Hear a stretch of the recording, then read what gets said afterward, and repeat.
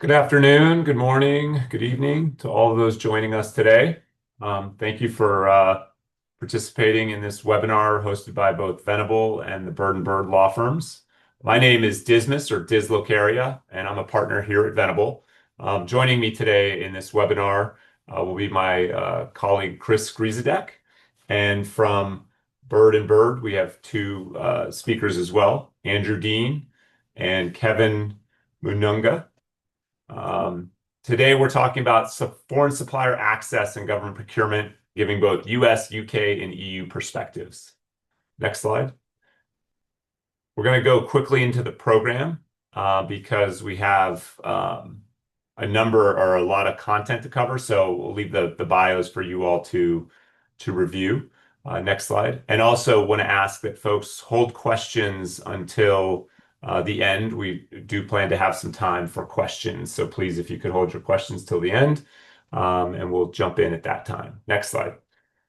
As I mentioned, we have a full agenda. We'll first talk about US laws and limitations, restrictions for government contracting. And there's several categories that we're going to talk about: explicit limitations, requirements relating to technologies, and new priorities of the current administration. Next slide.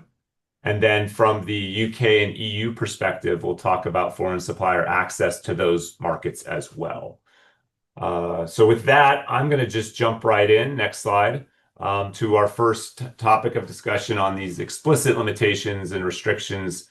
And one of the more predominant one, it applies to both non-US companies as well as US companies, deals with what we call domestic preferences here in the United States. The US government at large has requirements that spread across, and then it has agency-specific ones. I'm going to touch on some of the more important ones here today, but certainly there's a lot here to digest. So we'll just be scratching the surface, I'm sorry. The first one is what's called the Buy American Act. This generally applies to all US agencies. And the Buy American Act provides that for non-iron and steel end products or construction material, they either need to be mined or produced in the US or manufactured in the US. And then there's this cost of component piece to it that requires at least 65% of the total cost of the components be of US origin as well. There is an exception for that, which is for COTS items. Well, that stands for commercially off-the-shelf items. COTS items are not subject to that 65% threshold, but the manufacturing, the mined and produced components are still applicable. As it relates to iron and steel, they have to have 5% content of US content, or they may have, 5% or less of non-US content. So largely iron and steel needs to be produced in the United States. As I mentioned, there are COTS exceptions, but there's also exceptions based upon dollar value, what we call the micro purchase threshold. So this would only apply to procurements above $10,000. Procurements below $10,000 are not subject to these rules. And then there's one major exception to the Buy American Act, and that's what we call the Trade Agreements Act, which brings in free trade agreements into play. And the Trade Agreements Act provides that products can be bought by the US government so long as they are produced or manufactured in the US or substantially transformed in the US or a designated country. So what it does is it opens up that manufacturing, or in this case, substantial transformation test, to apply to not only the US, but these designated countries, which are parties to various trade agreements like the World Trade Organization and other trade agreements that we have. Next slide. So those are kind of the two overarching that apply government-wide. As I mentioned earlier, there are a number of other programs that apply to specific agencies. Some of the more notable ones, the DoD has a couple. One's called the Berry Amendment, which applies to things like food and textiles, clothing, also specialty metals. So that can have some significant restrictions. There's what's called the Balance of Payments Program, which provides a preference for the use of U.S. domestic manufacturers on operations overseas. So again, there is this strong preference for domestic products. So foreign suppliers might consider manufacturing or conducting some material piece of their operation in the US in order to get around or to comply with some of these restrictions. The Department of Transportation also has what's called the Buy America Act. This is slightly different than the Buy American Act in that there's no N. It's often confused. And the Department of Transportation has a number of sub-agencies: Federal Highway Administration, Federal Transit Administration, Federal Railroad Administration. Those entities all have unique statutory requirements for domestic preference that needs to be abided by as well. So just another program to complicate things. And then lastly is probably the newest of these regimes, but one that's making significant headlines, is what's called the domestic preference requirements under the Buy America or Build America Act, which was part of the Infrastructure Investment and Jobs Act that came out a few years ago. And this generally requires that all infrastructure projects have certain domestic preferences or requirements. And as noted here, that includes non-iron and steel manufactured products need to be manufactured in the US, and they also have a component percentage. 55% of the total cost of those manufactured products need to be of US origin. Note there's no COTS exception. And then for iron and steel, all the manufacturing processes need to take place in the United States. So the reason we start off with this is that these are requirements that the government imposes on all suppliers to the government. So all products that the government's looking to buy are going to be subject to these requirements, depending on the agency, depending on the dollar value. So something for all organizations, whether they be domestic or foreign companies looking to access the US government market, should be aware of. Next slide. So another area to talk about, and I apologize, I'm going quickly here, we've got a lot to cover, is what I call foreign ownership, control, or influence, or FOCI. So many organizations want to do work for the DoD or the Department of Energy or the United States intel community, and bring products and services to that. Oftentimes, even if the work is not classified, the work may expose an organization to classified information. And in order to work in that space where there may be classified information, or that you might be dealing with classified information, organizations will have to get what's called a facility clearance. Now, you might say to yourself, well, I'm a foreign organization. How am I going to get a security clearance with the United States? It's doable. There's many organizations that are ultimately foreign owned that have security clearances and provide goods and services to the US government under those security clearances. But one of the very, first and primary things that the Department of Defense, in this case, the Defense Counterintelligence and Security Agency, look at is they look at what we call FOCI, foreign ownership, control, or influence. They want to make sure that anybody who receives a security clearance is free of FOCI, or if they have FOCI, that FOCI is sufficiently mitigated. So in order to go through this process, you have to complete what's called a standard Form 328. This is 9 questions that flesh out what your FOCI might be, the concerns for the US government. That includes some of the obvious things like foreign ownership or foreign, whether your board of directors has anyone that's not a US citizen, but also ask questions about what are your foreign subsidiaries? What is your percentage of foreign business? What countries? So they try to get a fulsome view of your FOCI.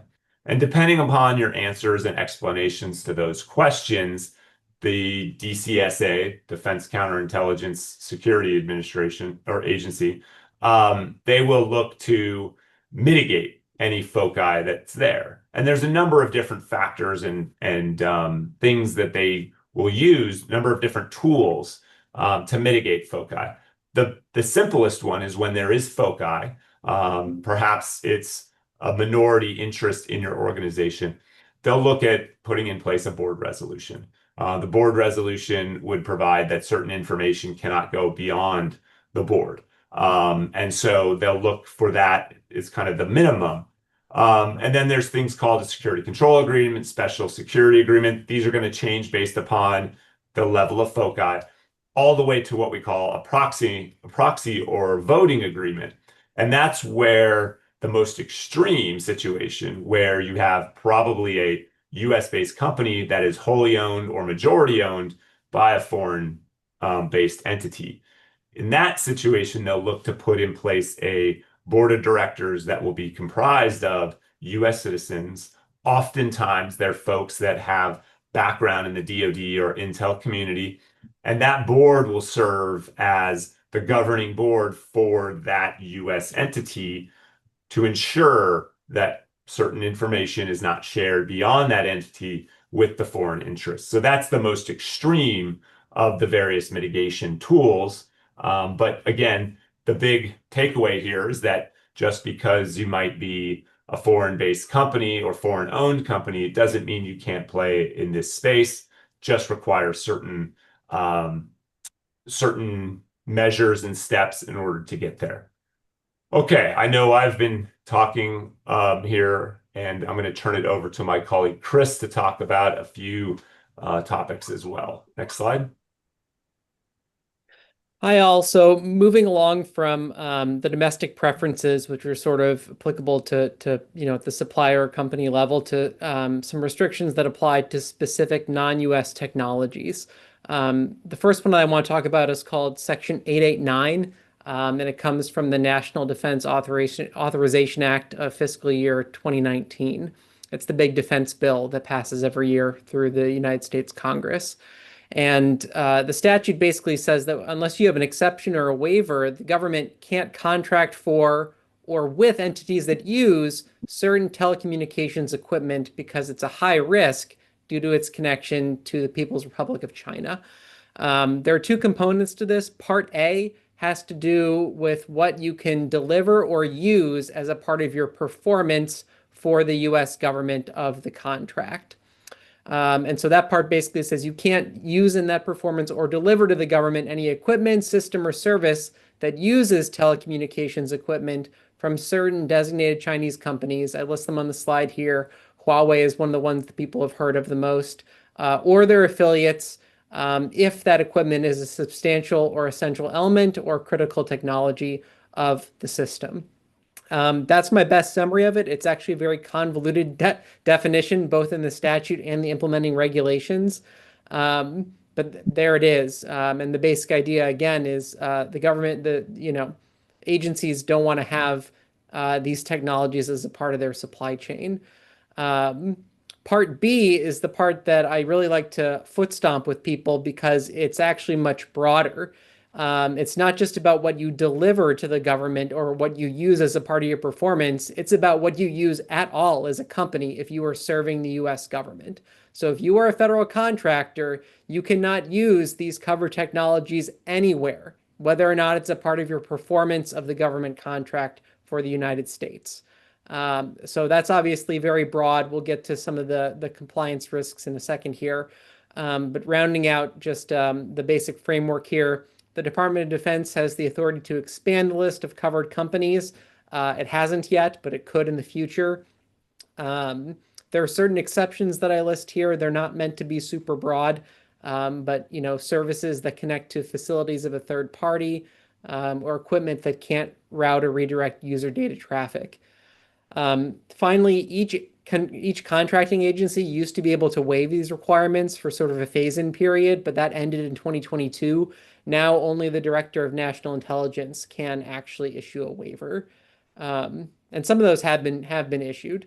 But yeah, not as broad as it used to be. All right, next slide, please. All right, so some of the key risk areas. One is just that we're still operating under interim rules implementing the statute. The final rule is anticipated in May of 2026. Um, I wouldn't bet on it though. It's been pushed multiple times before, so who really knows? Some of those key terms that I mentioned on the last slide, system, use, telecommunications equipment, aren't actually defined in the statute or the rule. So there's a lot of complexity in terms of trying to figure out what compliance actually needs to look like. The term substantial or essential component is defined, but it has sort of vague words in it where it says it's any component that's necessary for the proper function or performance of a piece of equipment, system, or service. Question what proper function really means in a given scenario. Not a lot of case law has been developed yet either. I cite in the slide here one case that fleshes out the extent of a waiver, but other than that, there's really not much guidance available from the courts. And then finally, in terms of compliance, you have an obligation to do a reasonable inquiry and make representations on your compliance during performance. So the expectation is that you are on an ongoing basis figuring out whether or not you're complying. And if you're not, you have an obligation to raise your hand and tell the government. Um, and that's challenging because there's a long list of potentially covered equipment. Telecommunications is very broad, smartphones, tablets, laptops, you name it. And then the affiliates of those five Chinese entities that are on the prior slide, you can look online and find very long lists of potential affiliates to be checking for. Um, Another risk is that while these covered technologies aren't as common in the US anymore, they're increasingly they're still pretty common in Europe. So that's something to look out for. And then finally, there are difficulties in tracking the use of technology by employees outside of performing federal contracts. That's that Part B thing that I mentioned before. And so that's Section 889. Next slide. So then we have the Federal Acquisition Security Council regime, FASCSA. It's a different statute. It's very similar to Section 889, but it's broader. Basically, it set up this council that is going to, in the future, hasn't happened yet, issue orders of certain technologies that the government will not permit to be a part of its supply chain. And if you get an order, then you will not be permitted to include the technology in a proposal for a federal contract. And if it's already in your supply chain as part of your performance, you'll have to remove it from performance. And the potentially covered articles, again, no orders have come out yet, but there are a lot of them. IT, telecommunications, cloud computing, hardware, software, anything could be potentially subject to an order in the future. Whether something gets covered is subject to multiple factors, but foci is one of them. So moving on to the next slide, this creates a few different risks for consideration. One is that if your technology gets listed in one of these orders, there is an appeals process to challenge that, but it might not be timely. It could be that contractors in the US are being required to rip these things out of their supply chains before you've had a chance to really respond and rebut any allegations in one of these orders. Um, the interim rule, again, is kind of unclear on the details of compliance. There are conflicting statements in it regarding when exactly contractors are supposed to take action if they find some covered article that's been the subject of a new order that comes out in their supply chain. The interim rule also does not expressly confirm that the contractor will get extra money if it's going to be very expensive to pull these items out of their supply chain. I think logic would dictate that they should, but it's not expressly stated, which worries me. Um, Contractors are also going to have to monitor a website to see when these orders come out. That's a part of their obligations under their clause is to be monitoring so that they can see if it comes out. And then again, they have a reasonable inquiry and a reporting requirement too. So this is just another example of sort of the non-US technologies restrictions that could effectively limit people's access to the US government contracting market. Thank you, Chris. So as I mentioned with the agenda slide, the new administration in the U.S. has a number of new priorities that will impact folks looking to access that marketplace, and we'll talk about just a couple here. The first that's been making probably the most headlines is what we'll call the DEI gender certifications of the administration. DEI meaning diversity, equity, and inclusion. And as many may know, but maybe not everybody, under President Trump, on January 21, he issued what's called Executive Order 14173 that essentially prohibits contractors and grant recipients from considering certain protected classes in a way that violates the law. And those include race, color, sexual preference, sex, religion, national origin. But what's nothing new about that, and the anti-discrimination laws in the United States really haven't changed. But what is notable is that um, the executive order kind of pushes to expand that concept of what anti-discrimination might be, and we'll talk about that in a second, but also requires contractors and grant recipients to affirmatively certify that they don't operate any programs that would promote DEI that violate these anti-discrimination laws.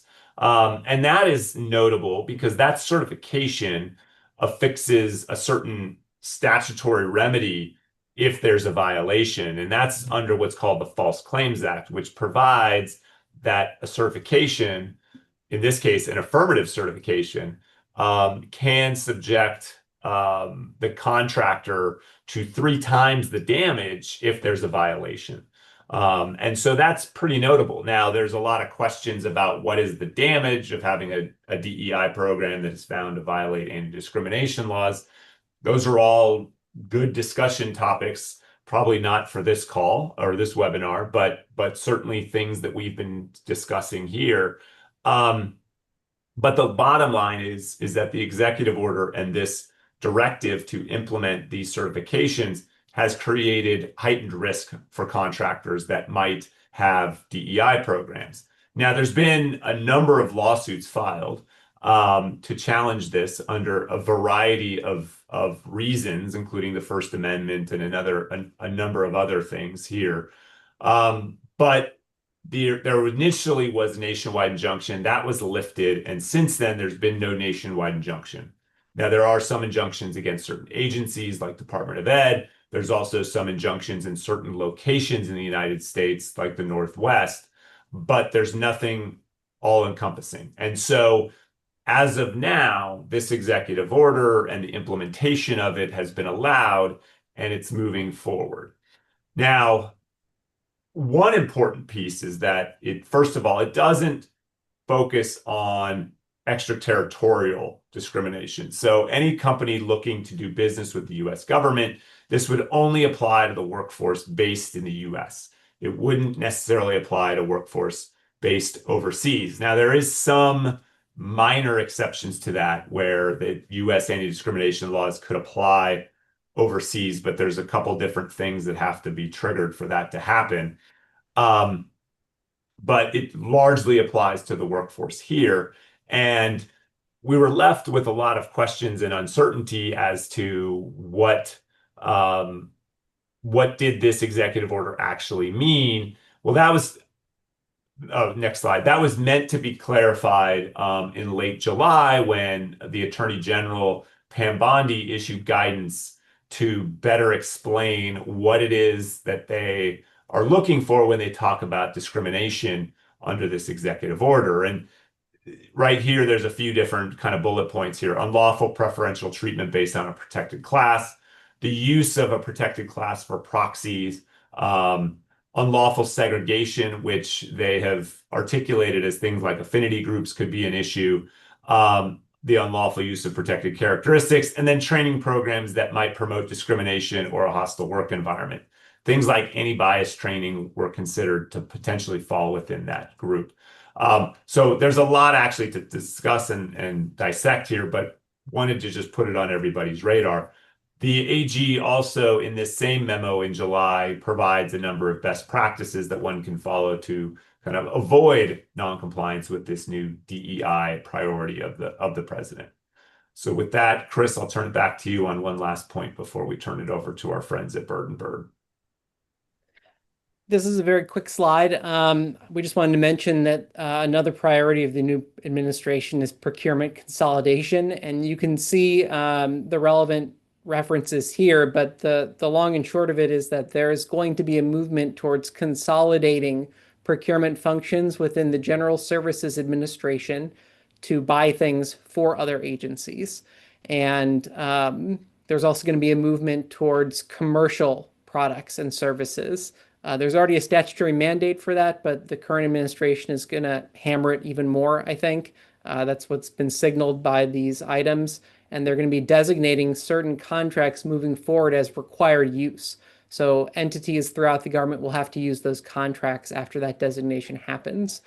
So for those considering entering the U.S. government contracting market, these will be relevant factors to consider as well. Which agency you want to work for. You don't want to get on a contract if it's just going to disappear, and there's going to be some other vehicle that everybody's going to be using moving forward. And finally, before turning it over to Andrew with Bird and Bird, I wanted to mention that our CLE word today is Government Procurement 2025. All one word, no caps. Government Procurement 2025. Andrew, take it away. Thanks, Chris, and thanks, Diz. Hello, everybody. My name is Andrew Dean. I am a partner at the Bird and Bird office in London, and I specialise in public procurement and public law, as well as trade. Much of my practice is in the defence, technology, healthcare, and life sciences sectors. I act for both governments as well as the private sector. On securing and delivering government contracts, including PPPs, outsourcing technology projects and M&A projects, and also government financial assistance.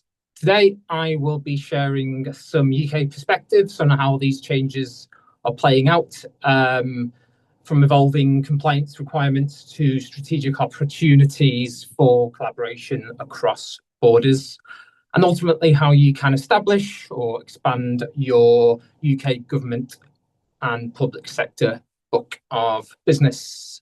Next slide, please.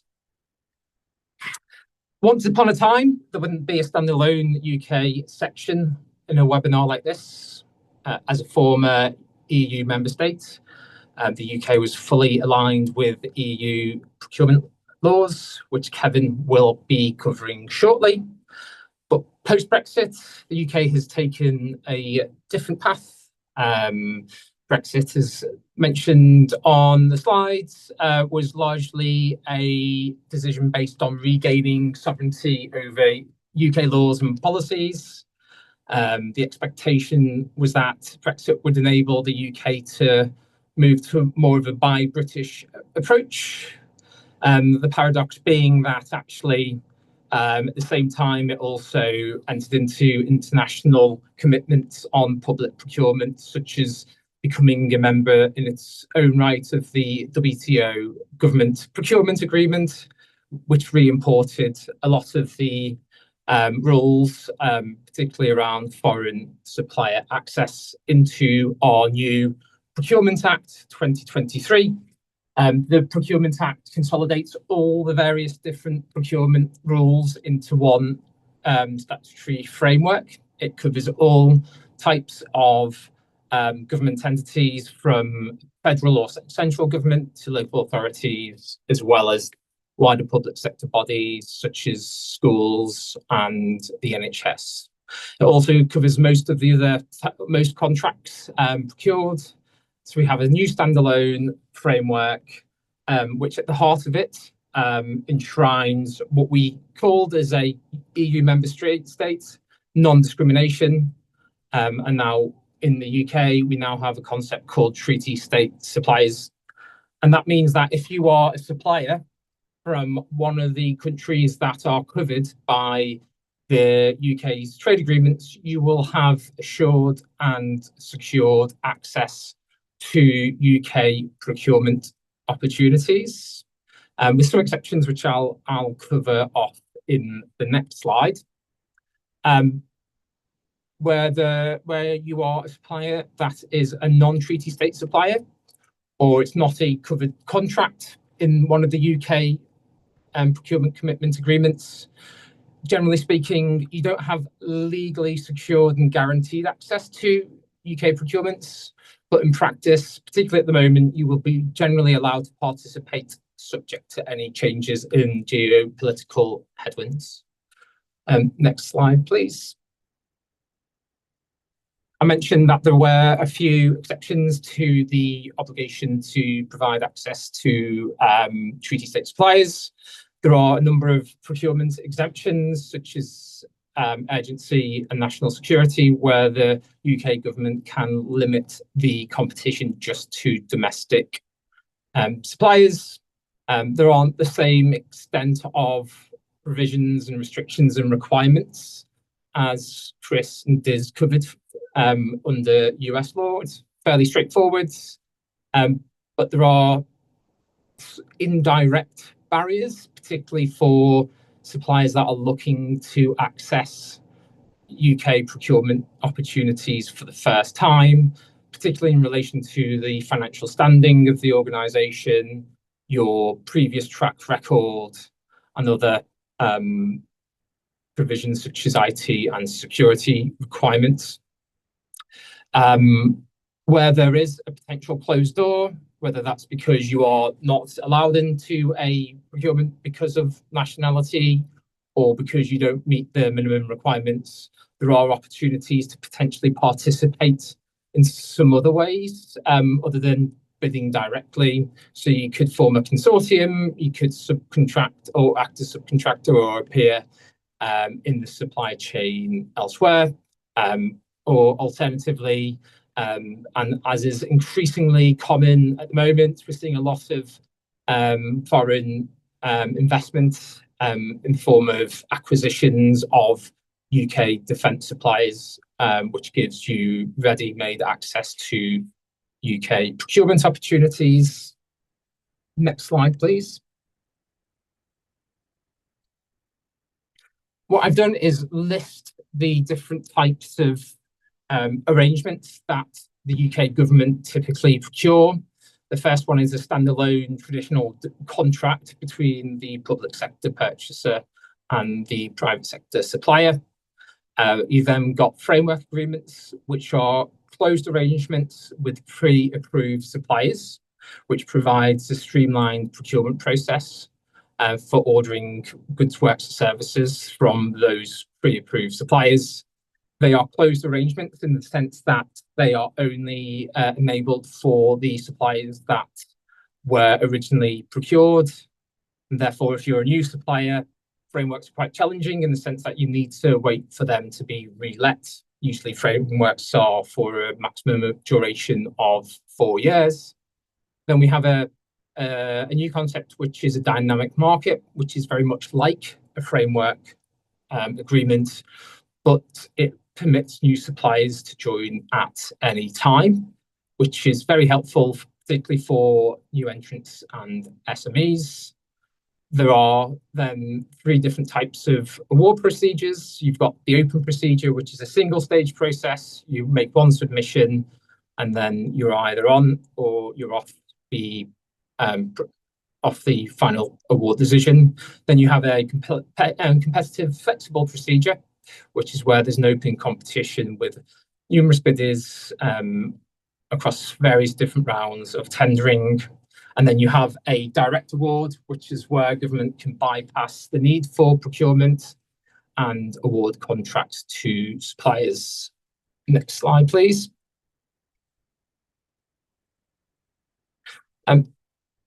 I have listed several do's and don'ts. I don't propose to go through each one. I think it's well worth looking at them afterwards when you are looking at UK government procurement opportunities. These are the key ones in terms of the do's. On the next slide, we've got the don'ts as well. And I suspect most of this will apply equally to the other jurisdictions that we are covering today. Next slide, please. And then just to wrap things up, and bearing in mind that there are options for government to directly award to suppliers, the question is, it becomes a bit of a conundrum in terms of if you're a new entrant to UK government markets, how are you then positioned to pick up opportunities? And I think the message is, as long as it's not in the context of an active procurement, but government are open to discussions with suppliers, particularly those that bring something different to the market. There are a number of routes into government via your embassy, UK trade associations. There's also a range of different events that the UK public sector put on. The MOD recently announced an industry day for various sectors where they want to listen to the thoughts of the supplier base on issues such as market access, difficulties in accessing tender opportunities, issues with terms and conditions, and what creates friction for suppliers in terms of what they can and cannot sign up to. So they're worth monitoring. We've also got in the UK a central procurement portal called Find a Tender, where all UK government opportunities are published. There's a search function and alert function, so you can be alerted to new opportunities as and when they land. And they also give you sort of early announcements in the form of pipeline notices, which is one of the new requirements under the Procurement Act. So you can see what opportunities might be coming your way over the next year or so. And on that note, I am going to hand over to Kevin, who will be looking at the position under EU government law. Thank you very much, Andrew. So hello, everyone. My name is Kevin Munungu. I am an attorney at Bird & Bird in Brussels, and I also specialize in public procurement laws across various sectors, including pharmaceuticals, medical devices, defense, and of course, energy. And as you will notice that I'm a French speaker, so you please bear in mind you will hear a bit of my French accent throughout the presentation. So today I would like to explain how non-European companies can access to public procurement opportunities in the European Union. And I will cover during the 15 minutes that I have both contracts from European member states and the contract from European institutions themselves. Next slide, please. So just to give you a picture of the applicable regulations, so there are two sets of rules depending on who's running the procurement. If the procurement is run by European member states such as Germany, France, or Belgium, the applicable rules will be contained in directives, and you actually have at the European level 4 directives, depending on the sector concerned. And these directives have been implemented in national member states. So for each country, you do have a national legislation implementing these 4 directives. In addition to these directives, you also have regulations that are applicable throughout the European Union. In the defense sector, you have, for example, the SAFE regulation. I will get back to it in a moment. And you also have at the moment a new regulation that is being discussed at the European level, which is the Critical Medicines Act, which specifically concerned essentials pharmaceutical products. If the contracting authority is a European institution, then the applicable regulation is the financial regulation. These rules apply, the financial regulation applies both to European institutions such as European Commission, Parliament, but also to European agencies. Irrespective to where the agency is located. Even if the agency is in Germany or in Brussels, the rule that will be applied are laid down in the financial regulation. And you also have another regulation, which is the regulation of 2022 concerning certain products or products coming from third countries, but I'm not going to go into that in detail in this presentation. Next slide, please. So let's analyze the rules applicable to national member states. For national member states, the key message is that non-European companies have no guaranteed access to national procurement.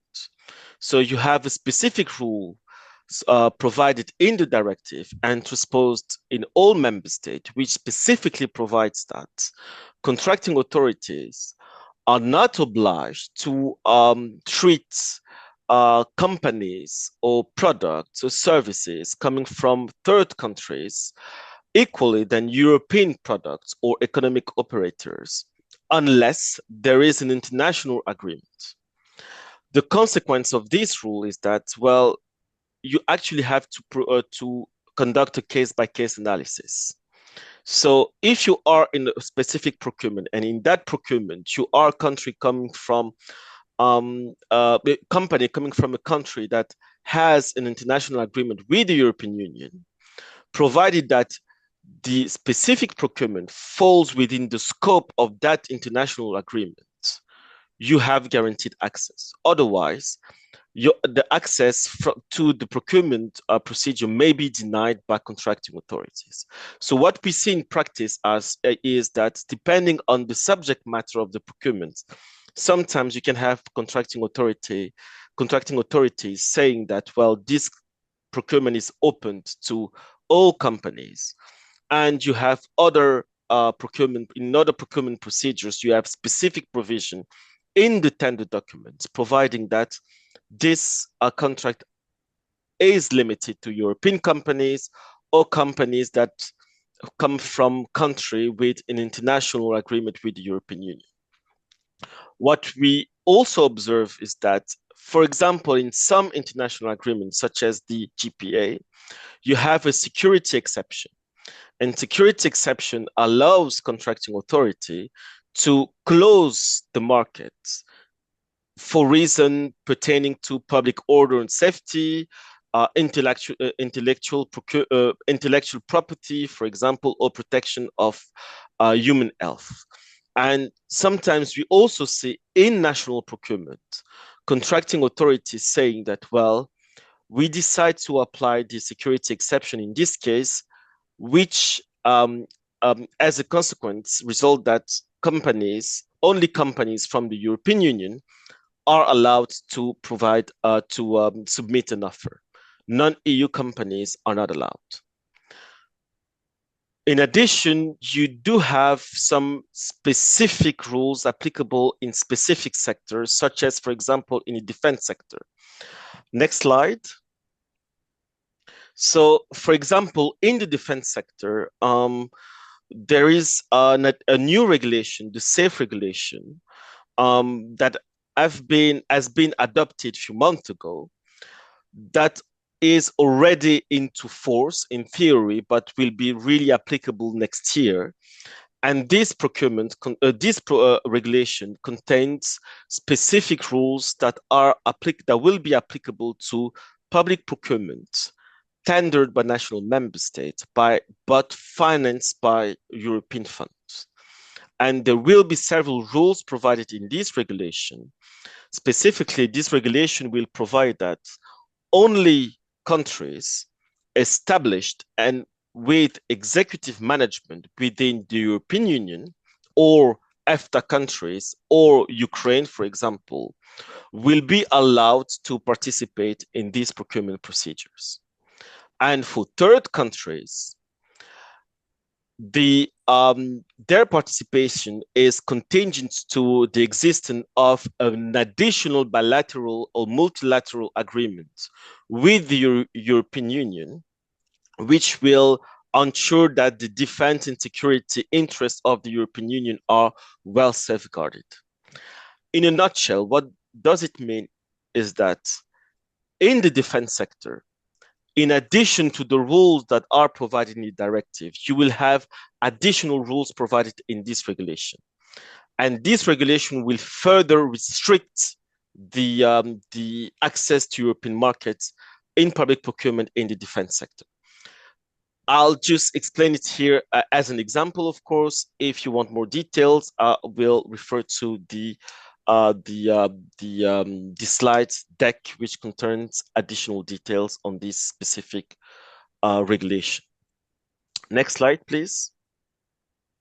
So As I explained previously, for public procurement tender by national member states, you have some direct barriers, but you also have indirect barriers.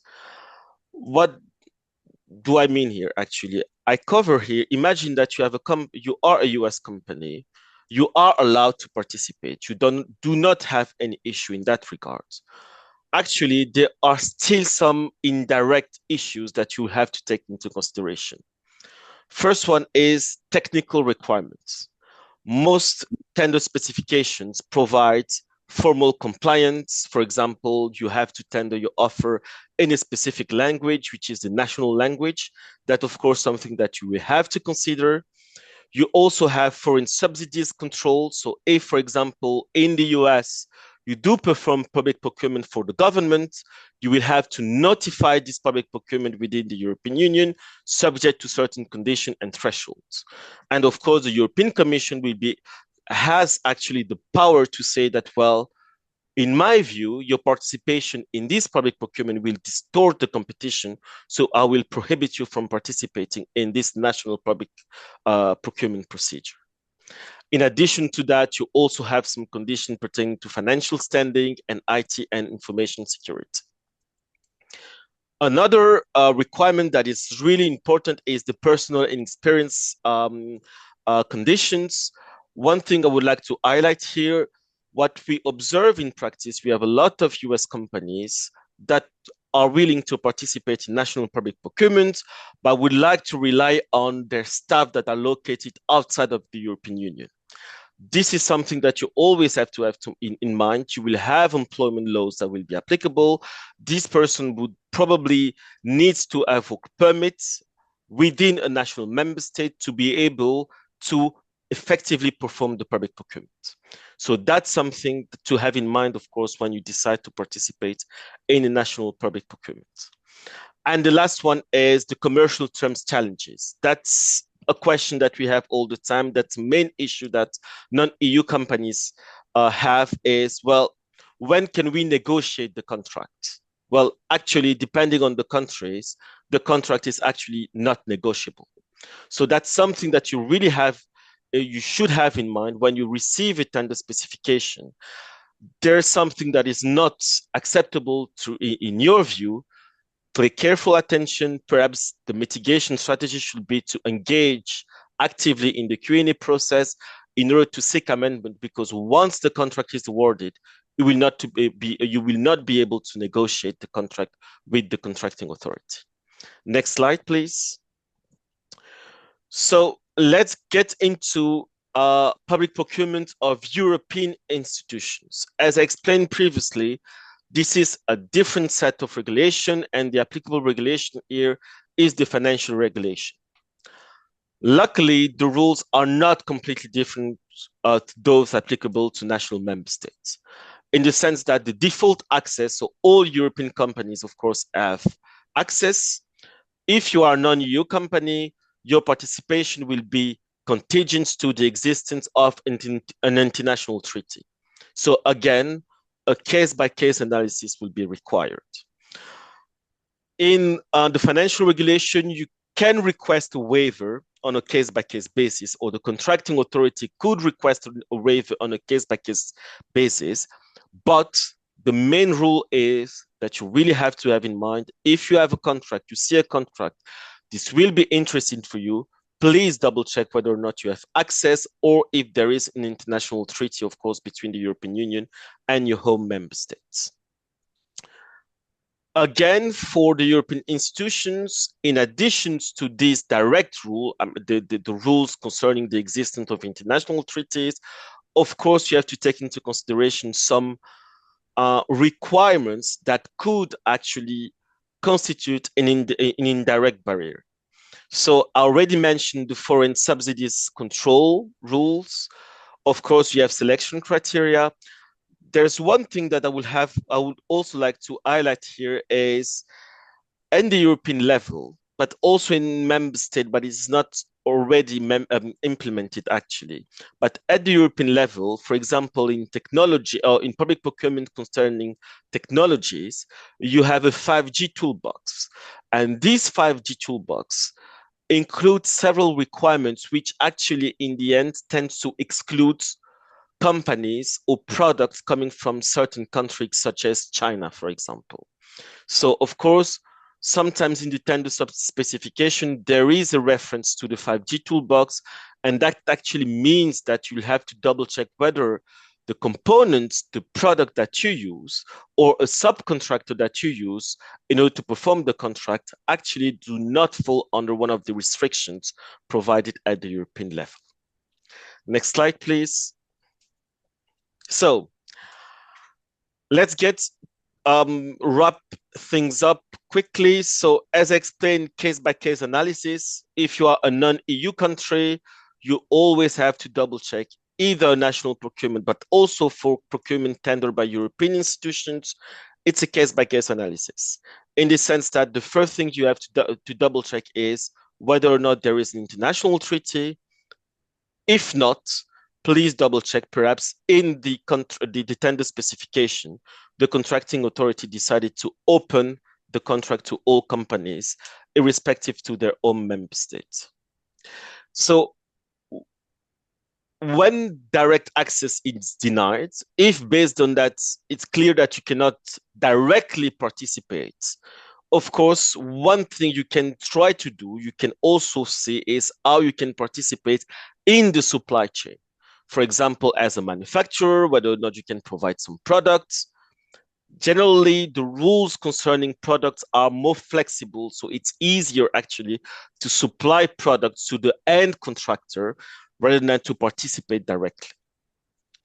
So, as I explained previously, even if you have direct access, there are also indirect exclusion. And generally, what we recommend is really to have a strategic preparation.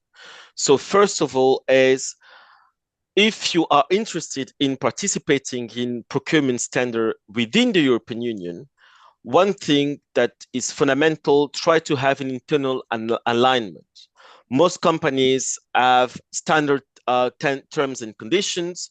You already have to verify how far you can obtain some waiver from these standard terms and conditions, because most of national procurement have their own tender specification, their own terms and conditions, and most possibly they will deviate from your own standard terms and conditions. The preparation of the bid is, of course, fundamental. Participation in the QA process is key, because it's within that process that you will be able to request some amendments to the tender specifications. And of course, you always have to have on your hand some documentation. For example, in national public procurement, always request criminal records, for example, company statute, financial standing. It's always best to already have these documents available so that when you participate in the procurement procedure, you will be able to provide these documents directly to the contracting authority. So I hope if you have any question, do not hesitate. Of course, I'm happy to respond to them. Thank you, Kevin and Andrew. I think at this time, we're happy to use the remaining few minutes to answer some questions. I did see one that came through on the chat, and please feel free to use the Q&A section to pose your questions. But the question that I saw come through, to what degree do these restrictions on U.S. government agency procurements apply downstream to federal grantees, including SLG? I think this came through when we were talking about domestic preference requirements. And so the Buy American Act applies to procurements. However, the DOT's Buy America Act can apply to both. And the infrastructure, the BABA that I referenced earlier, applies generally to grant programs, infrastructure grant programs. So some of them will apply to procurement, and some of them will apply to grant programs. So it's really going to be dependent upon the color of money, and important to take a look at that before you dive in. Chris, did you want to add anything on that? Yeah, two quick things to add. I guess three. Number one, there is a domestic preference for procurements run by federal grant recipients. So as a part of the uniform guidance at 2 CFR 200.322, you have an obligation if you are the recipient of funds under a grant and you are operating a procurement yourself for what would effectively be a subcontract to use domestic preferences to the extent practicable. Two, I know that that same uniform guidance, again, this is all 2 CFR Part 200, incorporates a Section 889 component as well. So that's not a domestic preference, but that sort of restriction on non-US technology. And those are the two things on that question. The only other thing I wanted to correct myself actually from something I said earlier. In between the time that I prepared my slides and today, there actually has been the very first ever FASCSA order issued. So the DNI has issued an order excluding from contractors' supply chains Acronis, actually, AG, which is a Swiss company, and their products and services.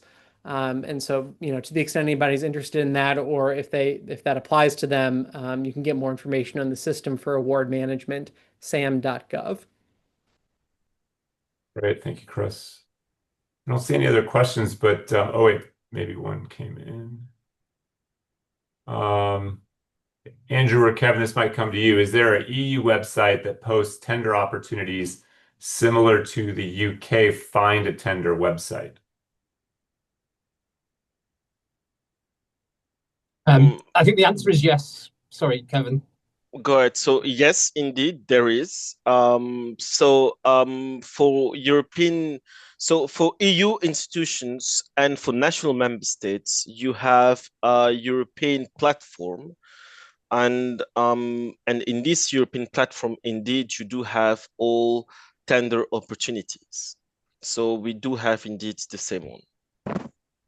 But I can include actually the link in the conversation directly as well. Great. Well, I think we're coming down to our last minute or two here. I can just say that thank you for listening to us for this past hour. I know there's a lot of material flying. The slides will be posted and available. Andrew, Kevin, Chris, any parting thoughts? Nothing from me. Nothing from me. None for me neither. Well, very good. Well, thank you all again for listening in. Chris, what was that code one last time for the CLE? Government Procurement 2025. Okay, great. And thanks again, everybody, for dialing in and hearing us out. And if you have any questions about entering the US, UK, or your European government procurement marketplaces, feel free to reach out. I'm sure any of us would be happy to help. Take care.